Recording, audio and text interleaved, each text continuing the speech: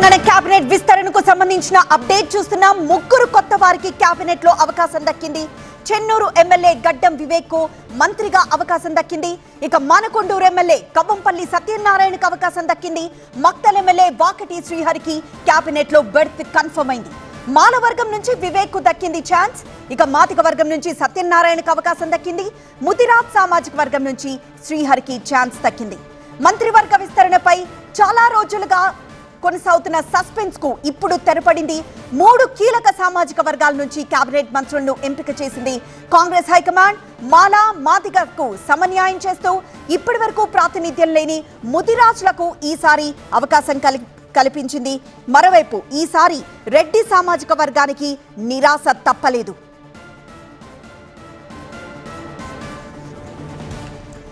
మరింత సమాచారం మా ప్రతినిధి ప్రభాకర్ అడిగి తెలుసుకుందాం. ప్రభాకర్, ఈసారి ఎస్టీ సామాజిక వర్గం నుండి ఖచ్చితంగా ప్రాతినిధ్యం ఉంటుంది. ఎందుకంటే రెడ్డి సామాజిక వర్గం నుంచి ఈసారి ఛాన్స్ లేదు కాబట్టి 3 అంటే ఇటు బీసీ, ఎస్సీ, ఎస్టీకి సంబంధించి ఉంటుందనుకున్నారు. కానీ ఎస్టీ నుండి ఒక్కళ్ళు కూడా లేరు. అంటే ప్రస్తుతం ఉన్న కేబినెట్ లో ఒకే ఒక్క ఎస్టీ మంత్రి ఉన్నారు. సో ఎస్టీకి ఎందుకు ఛాన్స్ దక్కలేదు?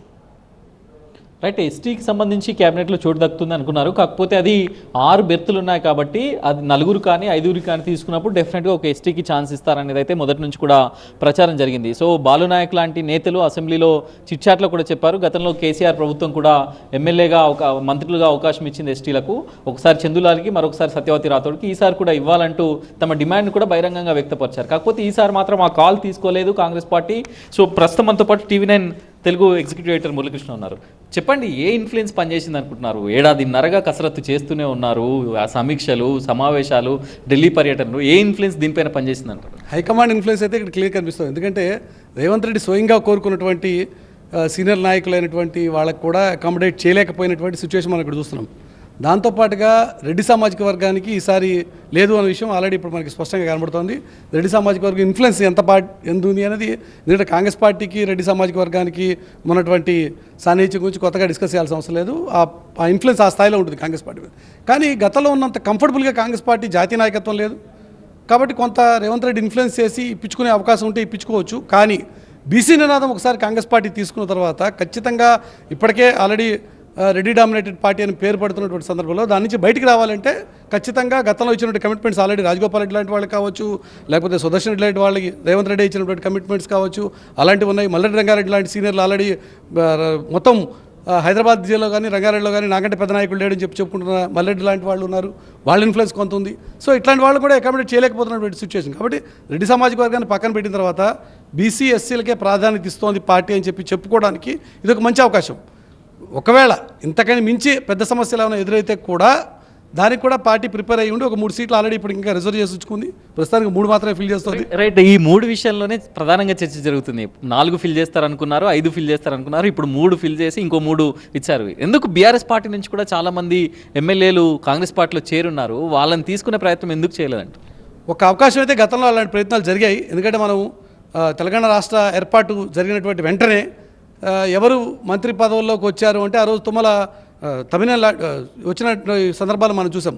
సో అలాంటి సంఘటనలు చూసిన తర్వాత అంటే వేరే పార్టీ నుంచి టీడీపీ నుంచి ఆ రోజు వచ్చి ఎలక్ట్ అయినటువంటి వ్యక్తులు కూడా వచ్చి టీఆర్ఎస్లో చేరినటువంటి సందర్భాలు చూసిన తర్వాత తలసాని లాంటి వాళ్ళు వచ్చి ఆ రోజు రాజీనామా లేఖను జేబులో పెట్టుకున్నాను అని చెప్పి ఆ రాజీనామా లేఖతోనే 5 ఏళ్ల పాటు ఆయన మంత్రిగా కొనసాగిపోయినటువంటి తలసాని లాంటి వాళ్ళ వ్యవహారాలు చూసిన తర్వాత వేరే పార్టీ నుంచి వచ్చి ఈ పార్టీలో మంత్రులు కావడం అనేది జరిగిన చరిత్ర మనకు ఉంది. ఆ రకంగా తీసుకుంటే బీఆర్ఎస్ వాళ్ళు కూడా ఇప్పుడు తీసుకున్నటువంటి ఆస్కారం ఆల్రెడీ రేవంత్కి ఉంది. కానీ ఆయన మీద ఇప్పుడు పార్టీ నుంచి ఉన్నటువంటి ఒత్తిళ్లు కొన్ని ఉన్నాయి. దాంతోపాటుగా సుప్రీంకోర్టులో ఈ కేసు చాలా గట్టిగా నడుస్తున్నటువంటి సందర్భం. ఎప్పుడైనా సరే సుప్రీంకోర్టులో ఈ అంశం మీద, ఈ పార్టీ ఫిరాయింపుల వ్యవహారం మీద ఒక నిర్ణయం ఎప్పుడో వచ్చేటువంటి ఆస్కారం కూడా లేకపోలేదు. బీఆర్ఎస్ చాలా గట్టిగా ఫైట్ చేస్తోంది. సో ఇలాంటి సమస్యల నేపథ్యంలో వాళ్ళని తీసుకుని ఓపెన్గా ప్రభుత్వమే కమిటీ అయితే పార్టీ ఫిరాయింపుల వ్యవహారం మీద అదొక పెద్ద సమస్య వచ్చేటువంటి ఆస్కారం ఉంది. కాబట్టి వాళ్ళ విషయంలో కూడా కొంత ఆచితూచి వెళ్ళక తప్పని పరిస్థితి రేవంత్ కనబడుతుంది. కానీ ఇక్కడ సర్ప్రైజింగ్ ఏంటంటే మాదిగా సామాజిక వర్గం ఒకటేసారి వచ్చారు, రహస్య మీటింగ్ పెట్టారు, దాని తర్వాత మళ్ళీ బయటకు వచ్చి ఒక మీటింగ్ పెట్టారు, దాని తర్వాత ఢిల్లీ వెళ్ళారు, ఇప్పుడు ఆల్ ఆఫ్ సడన్ సీఎంని కలిసారు, మంత్రి పదవి డిక్లేర్ అయినట్టుగా సీఎం నుంచి హామీ కూడా వచ్చింది. ఎట్లా చూడొచ్చు దీన్ని? అంటే సామాజిక సమీకరణల్లో బ్యాలెన్స్ చేయడమేనా? ఖచ్చితంగా మాల సామాజిక వర్గానికి ఇప్పటికే ప్రాధాన్యత పెరిగిపోయింది అనేటువంటి కోపం మాదిక సామాజిక వర్గానికి ఆల్రెడీ ఉన్నటువంటి సందర్భంలో ఎన్నికల్లో ఖచ్చితంగా వాళ్ళ ఇన్ఫ్లుయెన్స్ అనేది అవునన్నా కాదన్న కూడా ఉంది.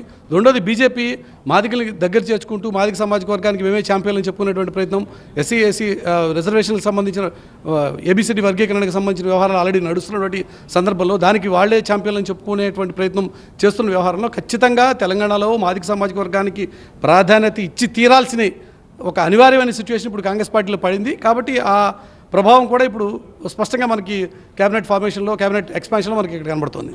రైట్, ఇది మాదిగ సామాజిక వర్గం అయితే ఆల్ ఆఫ్ సడన్గా వచ్చి వాళ్ళ డిమాండ్ అయితే నెరవేర్చుకున్నట్టుగానే చూడవచ్చు. ఇప్పుడు ముగ్గురు కూడా వాకిటి శ్రీహరిది ఆల్రెడీ రేవంత్ రెడ్డి హామీ ఇచ్చారు, నెరవేర్చుకున్నారు. కాకపోతే రెడ్డిల విషయంలో మాత్రం ఆ హామీ ఫుల్ఫిల్ కాలేదు. ఇంతకుముందు మురళీకృష్ణ చెప్పినట్టుగా అది రాజగోపాల్ రెడ్డి కానీ లేకపోతే సుదర్శన్ రెడ్డి లాంటి రెడ్డిల విషయంలో మాత్రం ఫుల్ఫిల్ కాలేదు. ఇప్పుడు మాత్రం సామాజిక సమీకరణాల నేపథ్యంలోనే, సామాజిక సమీకరణాల బ్యాలెన్స్ చేయడంలోనే కాంగ్రెస్ పార్టీ ఫోకస్ చేసింది. ఎందుకంటే బీసీలకు అకామిడేట్ చేశారు, ఎస్సీ మాల ఇప్పటి వరకు లేదని మాలలు చెప్తున్నారు. ఎందుకంటే ఉన్న డిప్యూటీ సీఎం బట్టి విక్రమార్క కూడా మాల ఉపకులానికి సంబంధించిన వారు, దాన్ని ఫుల్ఫిల్ చేశారు. ఎస్సీ మాదిగకు సంబంధించి దామోదర్ రాజనరసింహ మాదిగ కాదు, ఆయన పార్టీ మెరిట్లో వచ్చారు, ఆయన కూడా మాదిగ ఉపకులానికి సంబంధించిన వారంటూ చెప్పారు. సో ఈ మూడింటిని కూడా బ్యాలెన్స్ చేసి కాంగ్రెస్ పార్టీ ముందుకెళ్ళిందనే అర్థమవుతుంది ఈ మొత్తం విస్తరణలో.